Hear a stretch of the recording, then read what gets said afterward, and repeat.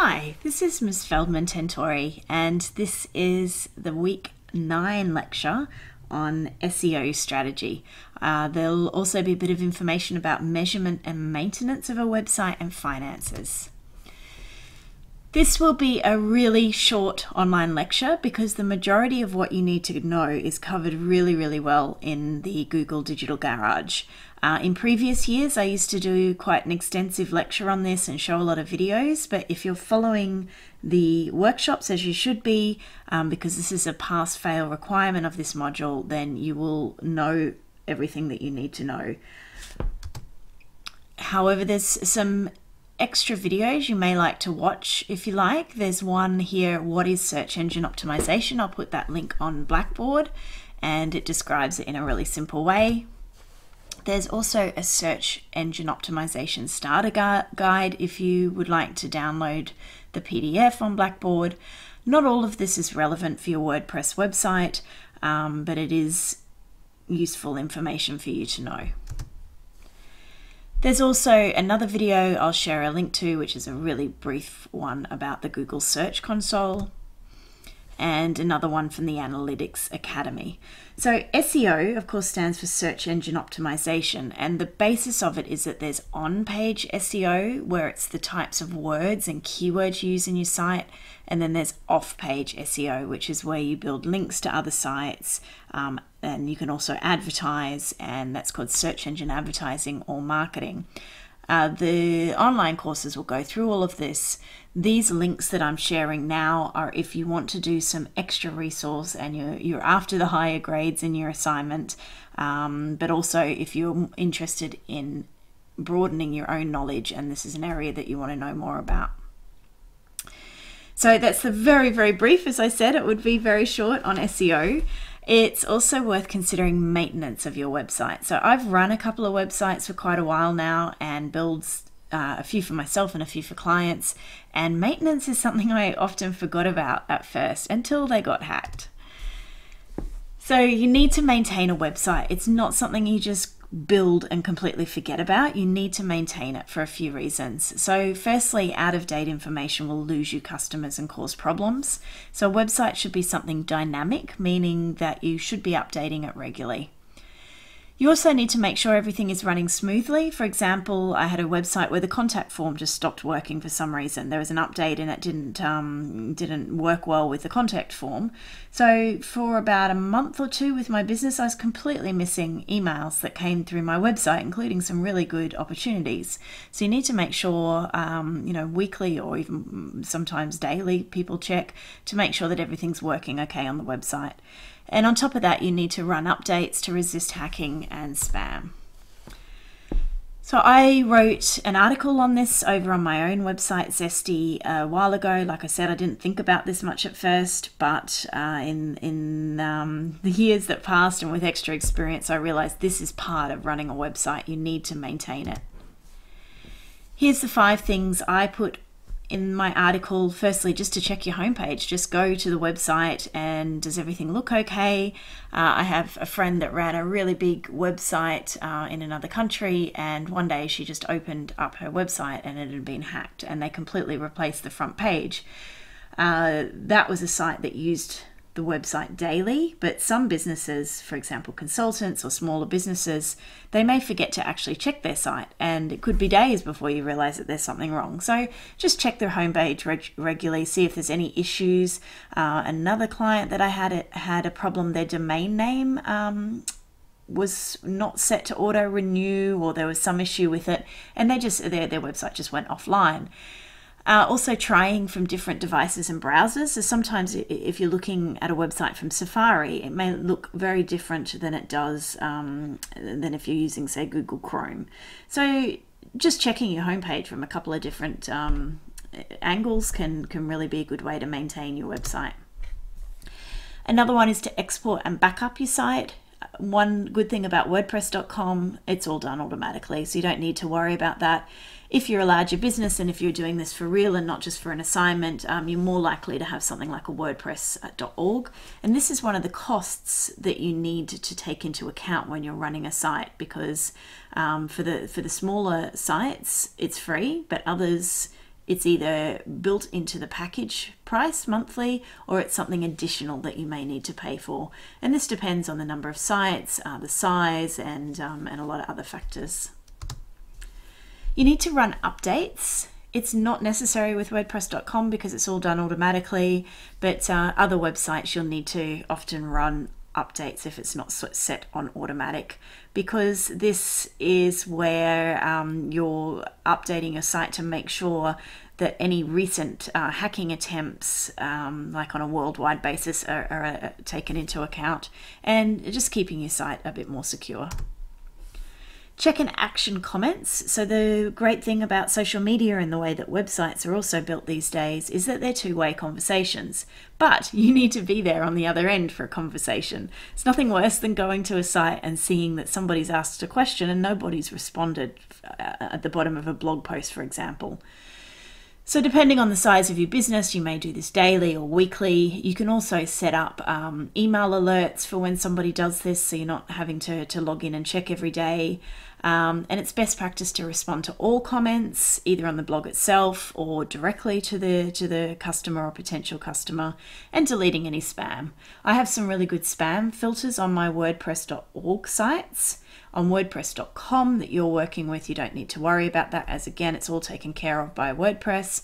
But my spam filters pick up probably 90%, 95% of the spam, but sometimes I have to delete some myself. And just checking and analyzing statistics. This is how you know if you're meeting your goals, and if there's anything else that you might like to adapt with your business. Where are the visitors coming from? Is it what you expected? And you can do this within WordPress or connect it to Google Analytics. I was hacked. All of my sites were hacked at some stage, and I wrote a blog post about a few of the things that I learned. But basic security, particularly for a business site, might not be enough, and this needs to be considered and costed in for a business website. Measuring the visitors to your site. So WordPress Analytics is great to just look at exactly what's happening, who's visiting your site, where are they coming from.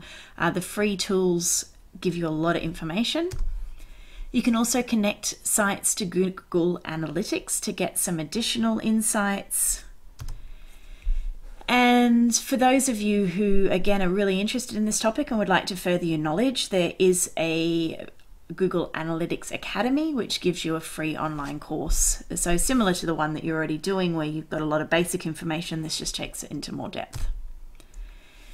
Understanding things like which pages people visit, bounce rate, homepage, about page, or if there's any surprises. So bounce rate is when people come to your site but leave almost straight away. That's not always a bad thing, because they might have just been looking for your phone number and they found it and they're gone again. So you need to weigh up the information, like the Google workshops online tell you. You need to look at quantitative and qualitative information and weigh it up against your business goals and use the data. There's a whole new section on the online learning which is about turning data into insights. It's really useful. Look at people's behaviour, so the number of page visits that they've done. And this is my own site, Dutch Australian.